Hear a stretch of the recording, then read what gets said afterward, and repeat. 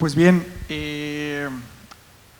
tantas cosas que discutir, pero me di la tarea de tomar algunas notas y yo creo que algo es evidente y parto de algo que comentaba el ingeniero Alanís, y hay una evolución de los modelos de negocio derivados por estos cambios, por estas transformaciones sociales. Y en esa medida nos hablaba claramente de la estrategia que tiene Peñoles. A su vez, Rocío nos hablaba de que aún falta más, de alguna manera, por así decirlo. Decía, son 200 millones, se están haciendo esfuerzos muy importantes en 4 años, pero falta más. Y Rafa nos hablaba de algo que yo creo muy pocas veces tomamos en cuenta, y es la cosmovisión de los pueblos y sus territorios. Es decir, si a veces dicen por ahí ponernos de acuerdo entre nosotros es difícil, ahora cuando hablamos de entendimientos distintos del mundo parecería otro gran reto. En ese sentido, mi primer pregunta sería, y va relacionada también a un reporte que veía hace poco de KPMG, donde decía que si bien es cierto, las empresas, sus CEOs y sus directivos reconocían estos cambios y la necesidad de adopción de ESG, de estos elementos, la realidad es que menos del 40% tenía estrategias claras sobre cómo lograrlo, y creo que es algo en lo que los tres están coincidiendo de alguna manera. Mi primera pregunta sería, ante este escenario, ante estos retos y las consecuencias directas que pueden tener los conflictos sociales en los proyectos, ¿qué hacer? ¿Cómo hacer? ¿Cómo hacer para mover la industria minera? ¿Cómo hacer para que estas prácticas que ustedes han mencionado al interior de las empresas puedan volverse prácticas comunes o estandarizadas? Debemos voltear a ver los estándares. Nos hablaban de la Agenda 2030. ¿Qué debería hacer la industria? ¿Cómo debemos movernos para lograr ese nivel óptimo de desempeño, por así decirlo? Bueno, ahí voy a tomar la palabra, me la voy a robar para después pasársela a mis compañeros. En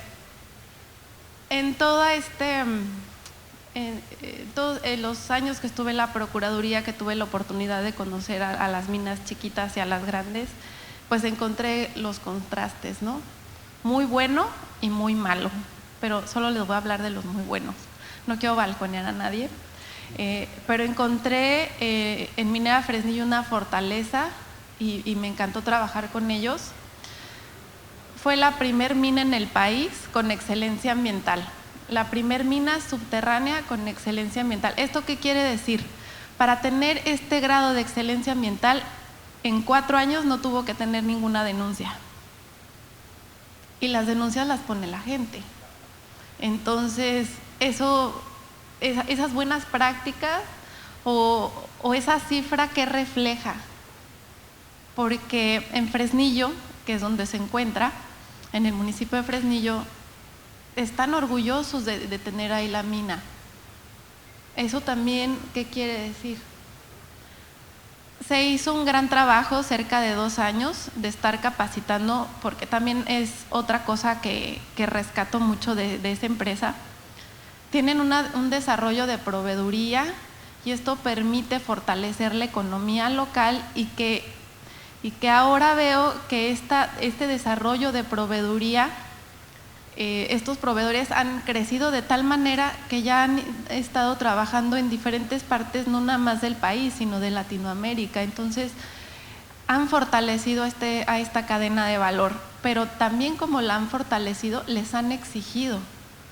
Entonces, ahí es una cadena y un círculo virtuoso que fortalecen no nada más a la comunidad, que se están apropiando de su actividad, que la están reflejando, que están creciendo y que la están difundiendo, y a fin de cuentas esa es una cultura. Bien, nada más, Rocío, hay 3 minas con excelencia ambiental. Pero Fresnillo, me tocó la Herradura de Fresnillo y Velardeña de Peñoles. Me Son- tocó hacer la primera. Pero son las 3 que ahorita en México que tienen excelencia ambiental. Y las tres son del mismo grupo. Y lo menciono no con ganas de presumir, sino con ganas de decir, cuando tratas de hacer las cosas no por cumplir, no para evitarte un conflicto, como bien lo dice Rafa, sino por convicción, las cosas son diferentes. Yo creo que es lo que ha sucedido, que hemos cambiado el chip, de decir, no es que no queremos un conflicto social, es que no lo vamos a hacer porque tenemos que hacer las cosas bien. Y creo que cuando logras entender eso, que la mejor prevención es hacer lo correcto, ¿sí? Las cosas suceden. Y tienes que ser congruente entre lo que piensas, dices y haces. Me gustó mucho lo que mencionaste, Rafa.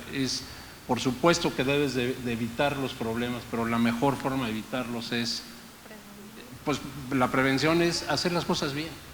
Y es hacer las cosas bien y trabajar de la mano con la comunidad que te está dando la oportunidad y el honor de hospedarte, ¿sí? Porque nosotros así lo entendemos. Nosotros no llegamos a una comunidad a cambiarle las cosas, tenemos que llegar a entender, a respetar y a ver cómo podemos ayudarles, ¿sí? A que ellos mejoren. Y si logras esa combinación, que son los elementos de ese triángulo virtuoso que tú hablabas, yo creo que el chip cambia totalmente. Un poquito pensando en estas estrategias de las empresas, que me queda claro, Peñoles, Fresnillo, Baluarte las tienen impresas en el alma, en el corazón. ¿Cómo podemos hacerle para otras empresas o para permear esto dentro del sector? Y creo que es definir qué es hacer lo correcto, ¿no? Entonces, todos estamos de acuerdo en que se debe hacer lo correcto y debemos de transmitir eso también dentro del sector y dentro de otras empresas. Una forma que hemos encontrado con varias de las empresas con las que hemos trabajado, no solo en el sector minería, sino también en hidrocarburos y en energía, es cambiar el enfoque en cómo están concebidas la parte del desempeño socioambiental, no en una función de un gasto o de cumplimiento solamente legal, sino también en términos de ahorros para las empresas, en términos de sustentabilidad, en términos de una permanencia en el largo plazo de las operaciones y sobre todo cambiar esta forma de evaluar la parte, sobre todo la parte social, no como un gasto, sino como una mitigación del riesgo, de denuncias, como una mitigación del riesgo de un posible desacuerdo, ¿no?, con las comunidades. Entonces, yo creo que parte de lo que ya están haciendo muchas empresas y de lo que podemos transmitir a otras más es cambiar esta forma de ver la parte social y ambiental, no en función de un cumplimiento solamente legal, sino en estos non-business, ¿no?, como estos elementos que de manera voluntaria y que de manera proactiva deben de realizar las empresas para generar ahorros, para tener operaciones de más largo plazo y para generar, pues, mayor beneficio económico a sus stakeholders, pero también a las comunidades. Pero en ese sentido, Rafa, creo que tocas un tema muy importante, lo que es la prevención, tener una actitud propositiva, preventiva, pero por el otro lado aquí mencionaron dos cosas muy importantes: capacitación, pilar fundamental, y se hablaba también de hacer lo correcto. Rafa ya decía también, hay que definir qué es lo correcto. Tú mencionabas que pues apenas hace 15 años con esta ley de fomento minero se estaba impulsando. Vemos que en el 2019 el Consejo Mundial del Oro publica sus principios de la minería responsable y en ese sentido define de alguna manera cuál es la expectativa de cómo hacer una minería responsable del oro. A su vez, el Consejo Internacional de Minería, el ICMM exactamente, también recientemente publica sus principios, sus estándares. Agenda 2030 inicia en el año 2000 con una primera fase al 2015 al 2030. Es decir, de alguna manera son normativas, estándares relativamente nuevos y tal parece, como ustedes bien lo dicen, el gran reto es cómo capacitamos, cómo nos movemos, cómo decimos cuál es el correcto, a cuál nos alineamos, Y pareciera que ese es uno de los grandes retos de los cuales se está enfrentando hoy en día, ¿no? En ese sentido, ¿qué piensan ustedes? ¿Cuál es este rol de estos nuevos estándares que están emergiendo, de estas leyes, con las prácticas que se están dando? Porque pareciera que sería apelar mucho a la voluntad de las empresas en un carácter preventivo, más allá de que fuera parte de un hacer cotidiano, ¿no? ¿Cómo ven ese rol? ¿Qué podemos esperar? ¿Qué esfuerzos adicionales se están identificando en el sector? Bien, efectivamente hay una serie de estándares que es la conjunción de buenas prácticas. Realmente todo lo que se ha publicado, a los que te referiste, Pepe, son buenas prácticas que se están agrupando, y es parte de lo que yo decía hace rato, de estos non-business issues que se empiezan a formalizar de alguna manera y que te dicen, si vas a hacer las cosas, hazlas bien, y esto es lo que está funcionando en otros lados. ¿Cómo definir hacer lo correcto? Es siéntate con tu comunidad y pregúntales qué es lo que quieren, ¿sí? No llegues con tu receta a tratar de establecer algo. Nosotros por eso creemos que si entiendes a tu comunidad, si la escuchas, si co-creas con ellos, lo que definas junto con ellas va a ser lo correcto. Y va a ser diferente en cada comunidad, sin duda, ¿sí? Pero esa es la forma adecuada de hacer las cosas. Y sí tienes estas buenas prácticas que sin duda te van a ayudar para implementar algunas acciones, pero la más importante es siéntate, pregúntale y trabaja con ellos.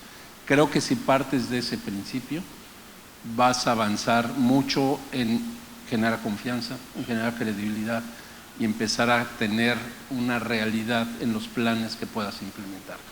Algo que a mí también me preocupa, y ustedes saben que a mí me tocó presidir la Cámara Minera durante 3 años, y uno tiene la oportunidad cuando está ahí de conocer pues una buena parte del mundo minero que verdaderamente está tratando de hacer algo en México. Hay 125 operaciones en México que representan el 90-92% del valor de la minería. Y yo sí les digo, la gran mayoría de esas 125 operaciones hacen las cosas bien, ¿sí? Con áreas de oportunidad, pero hacen las cosas bien. Ya hay 2 o 3 que no están ahí y que son las que nos señalan y nos marcan y nos hacen, y eso es frustrante muchas veces, ¿sí? Yo he tenido la oportunidad de conocer, no a las 125, pero sí alrededor de 50 de esas 125 operaciones, y la verdad da orgullo el ver el que se está tratando de cuidar a las comunidades, a su gente en la parte de seguridad, a la parte ambiental. Y de repente yo me siento como que somos, yo decía hace rato, la piñata favorita, ¿no? Porque todo el mundo voltea a ver a la minería como el malo de la película, cuando es una actividad económica que tiene muchos años, que a lo largo de tantos años han sucedido muchas cosas.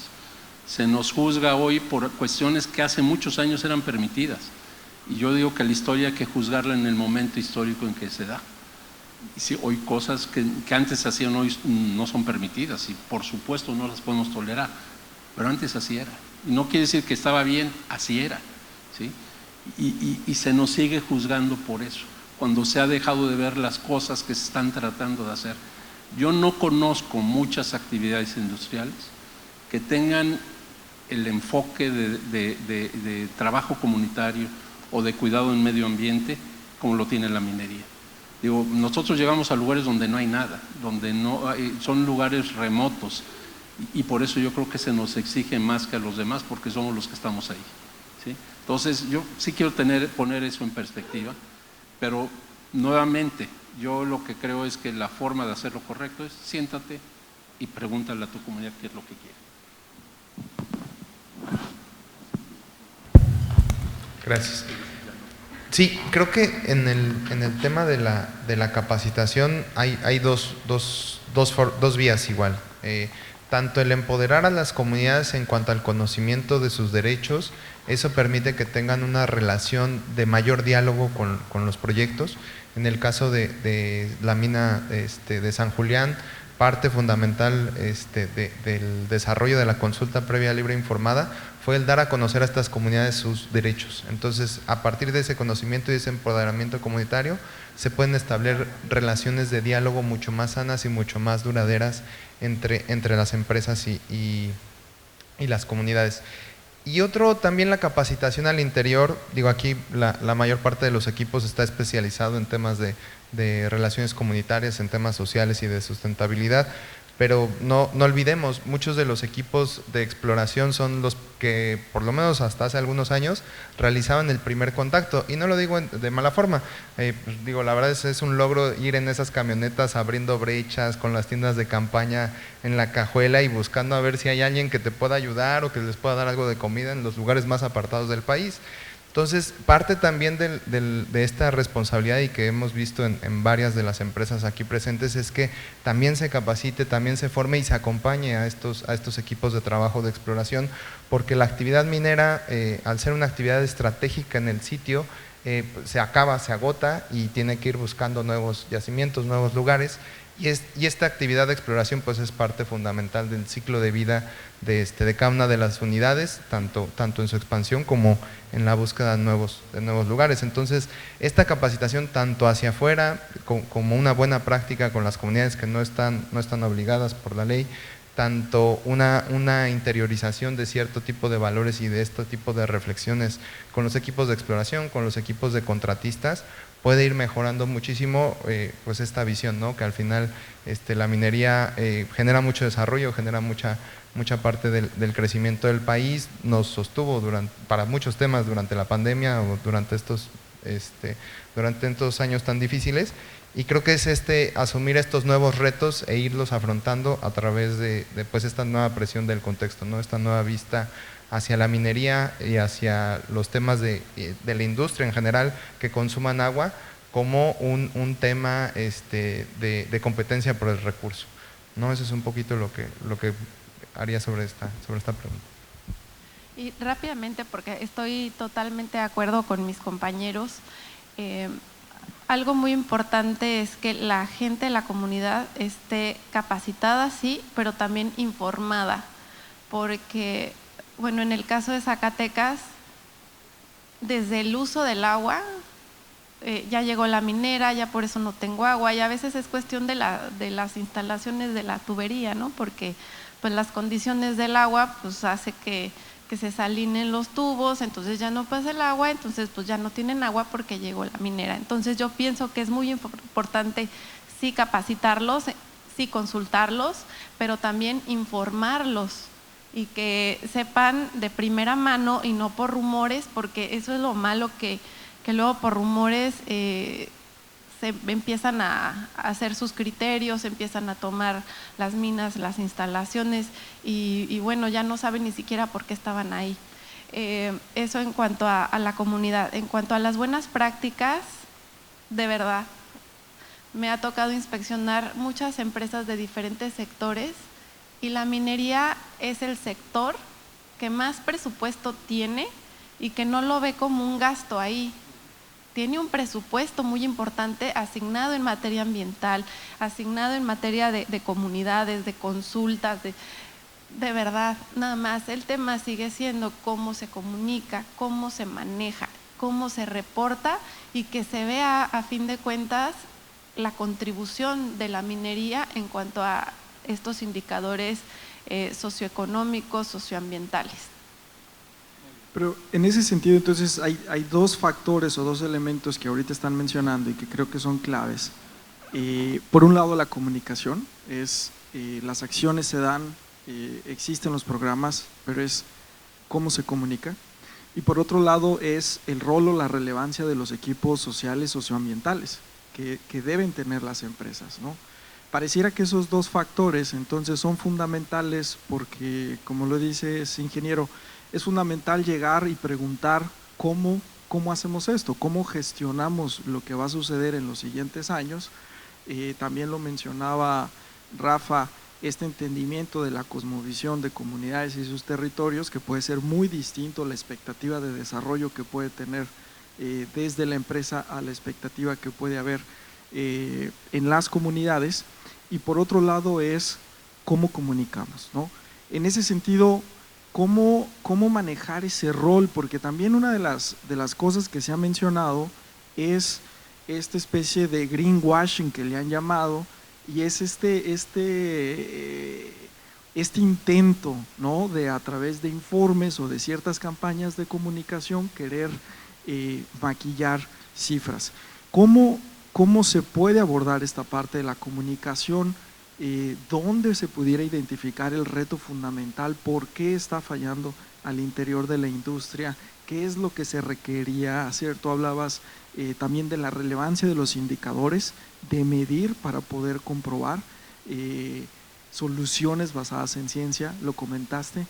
¿Cómo debería ser esta comunicación y cómo debería ser esta relación con los grupos sociales que al final del día son los que están ahí en campo? Yo creo que es muy importante, es bien difícil que nos crean al hablar bien de nosotros mismos, ¿no? Entonces necesitamos un eje más neutral. Estoy de acuerdo con la creación del observatorio, me parece algo fantástico, pero también un eje neutral podría ser la autoridad. Por ejemplo, Conagua, ahí están las cifras, ahí están los datos. ¿Cómo los vamos a comunicar? No estoy diciendo yo que me estoy acabando el agua. Ahí en Conagua viene la página, cuáles son esos usos del agua, ¿no? Entonces, sí tenemos que hacer estas alianzas forzosamente, hacer también a la autoridad consciente, a la academia, que también puede ser un eje neutral de comunicar y de comunicar estos indicadores, estas buenas prácticas, pero vistas desde un punto más neutral. Gracias. Yo coincido, Rocío, con lo que acabas de decir. En Cámara Minera se hizo un gran esfuerzo y sacamos 2 informes de desarrollo sustentable. Es la primera vez que a nivel de sector se congrega la información de un porcentaje muy importante de las empresas. Era más o menos como el 80% del valor de la minería que aportó la información. Y tenemos datos duros. Está por salir el 3er informe, por cierto. Creo que en un par de semanas va a salir. Y eso ayuda al menos a que empezamos a tener la documentación de información, que antes no la teníamos. Tenemos documentación de buenas prácticas que hay en las diferentes empresas mineras, pero no es suficiente. Creo yo, y coincido, Rocío, cuando tú hablas de ti mismo suena vanidoso, pero cuando otros hablan de ti es lo mejor. Yo creo en los testimoniales de las mismas comunidades, que sean ellas las que hablen, los testimoniales de las autoridades, que sean ellos los que hablen por ti, y de tus diferentes actores clave a los que les rindes cuentas, que sean ellos los que digan lo que tú estás haciendo, ¿sí? Y tenemos que lograr que eso suceda también. Pero sí creo y que se necesita y se requiere, ahorita lo que dijo Rocío, lo estábamos platicando ella y yo un poquito antes, se necesita una entidad que tenga una autoridad moral suficiente, que nos ayude a hacer ese observatorio y que dé la opinión. Ahí es donde debe estar la academia, y deben de estar algunas ONG serias, ¿sí?, que pueden apoyar mucho en todo eso y definir, llamarle pan a lo que es pan y vino a lo que es vino, porque luego le llaman conflictos mineros a cosas que no son conflictos mineros, ¿sí? Entonces necesitamos a alguien que nos ayude de una manera totalmente ajena a la empresa a que dé su opinión de cómo están haciendo las cosas. Y creo que ahí es un área de oportunidad que hay que impulsar para que se genere ese observatorio independiente que nos ayude a avanzar más rápidamente en todo este proceso.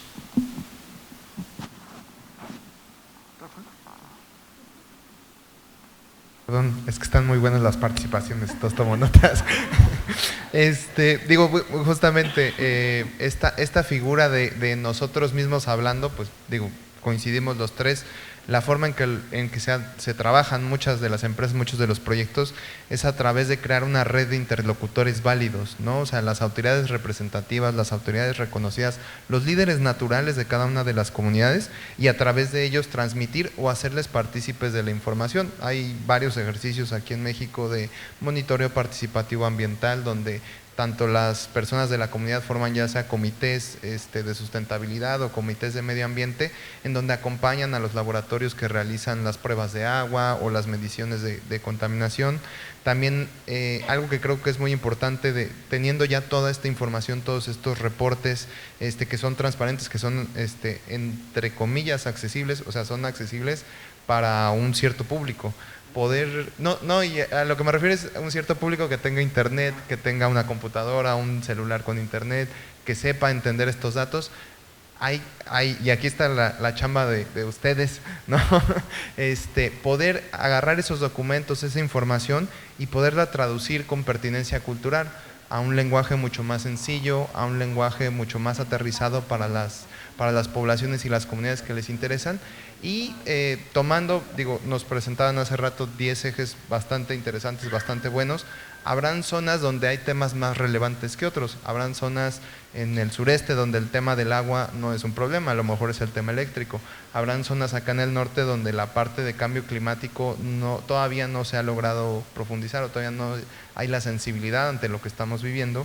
Y creo que es hablar de estos temas relevantes a través de un lenguaje sencillo, de un lenguaje asequible, y a través de estos medios, ¿no? A través de sus interlocutores, para poder pues generar mejores caminos de comunicación, ¿no? Entre las empresas, comunidades, autoridades y otros actores. Pero entonces ya estamos hablando de otro factor también fundamental que mencionaban, y pues no se ve bien hablar de uno mismo. Entonces ya estamos hablando de la importancia de organismos o instituciones, como pudiera ser un observatorio, como pudiera ser el rol del Estado, o hasta misma participación activa de parte de comunidades. En ese sentido, entonces, podríamos decir que el tema socioambiental y su gestión depende de un gran sistema o ecosistema de autoridades, institutos, personas, comunidades, y entonces pareciera que el reto es aún mayor, porque cuál sería el marco, cuáles serían los elementos mediante los cuales se pudieran construir estas alianzas que tú también mencionabas, ¿no? Entonces, pareciera que sí, la comunicación es un elemento importante, pero cómo se involucra a todas estas autoridades. Hablabas también de las universidades, la importancia, institutos académicos que estén también involucrados en esta medición. ¿Cómo pudiéramos llegar entonces a ese punto de poder crear alianzas con instituciones, con comunidades, con gobiernos? Porque al final del día, como se ha dicho en este evento de innovación y otros, pues la minería es para todos y todas, ¿no? Entonces, ¿cómo podemos lograr esa especie de alianza colectiva, por así decirlo?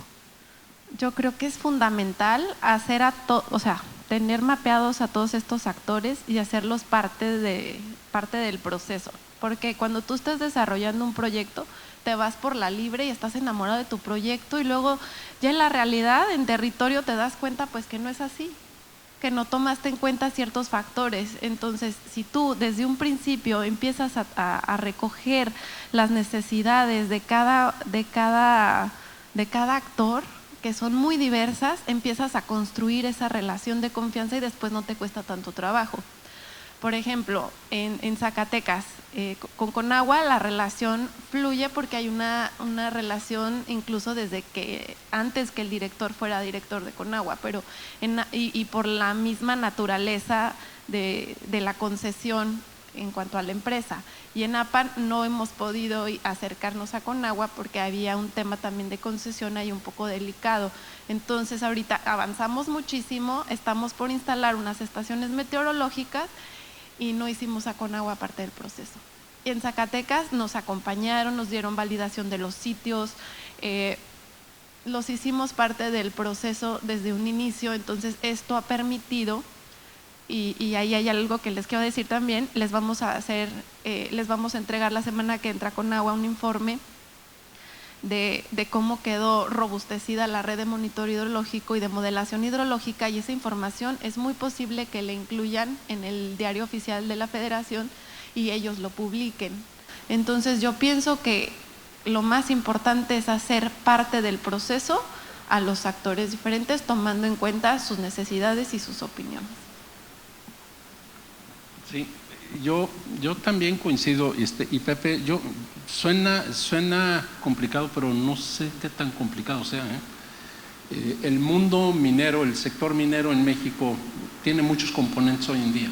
Tienes la Cámara, que representa a las empresas, tienes la Asociación de Ingenieros de Minas, que representa a los profesionistas, tienes la academia, que también hay una academia de minería que representa la parte de conocimiento técnico de la minería. Tienes a los clústeres, que su función principal es el desarrollo de proveeduría y capacitación. Entonces tenemos muchos elementos que creo que nos dan la ventaja como sector de cubrir muchas áreas. Nos falta quizás nada más un ente donde estén las buenas prácticas. Los entes que te referiste tú hace rato, el ICMM o el MAC en Canadá, etcétera, son entidades que se han generado por la agrupación de los productores mineros y que empiezan a compartir buenas prácticas de todo tipo, buenas prácticas operativas, buenas prácticas en seguridad, buenas prácticas en trabajo ambiental, buenas prácticas en trabajo social. Y creo que eso es lo que ese observatorio nos puede ayudar, y es el eslabón que yo veo que hace falta. Creo que lo demás lo tenemos pues ya implícito en el sector minero. No, creo que están ahí los elementos clave para todo lo demás. Sí, y también trayendo de otro sector, del sector de hidrocarburos y energía, ellos actualmente están realizando evaluaciones de impacto social y sucede este mismo problema. Ya hay una serie de directrices, ya hay una serie de fórmulas o de reglamentación de cómo se deberían de hacer estos estudios previos de línea base y de evaluación de impactos. Sin embargo, todavía no existe un organismo, un ente que evalúe a los que evalúan, ¿no? O sea, que califique si están preparados para realizar este tipo de evaluaciones.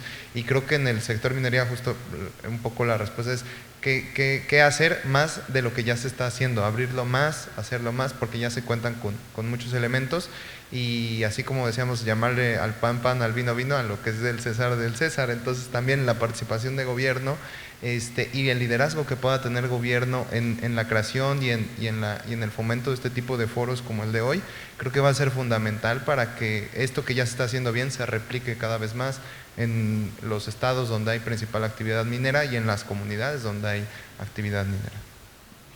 Y última pregunta ya para pasar con nuestro público, sería ¿hasta qué punto entonces, desde su experiencia ya como consultores, en el caso de Rafa, en el caso de Rocío, hasta qué punto esta visión de incorporar estos elementos dentro de la planeación, desarrollo, operación y finalmente cierre, hablaban también anteriormente de la relevancia de tener en cuenta los cierres de minas, hasta qué punto esta visión de ver los proyectos en ese largo plazo en el tiempo está ahí en la industria?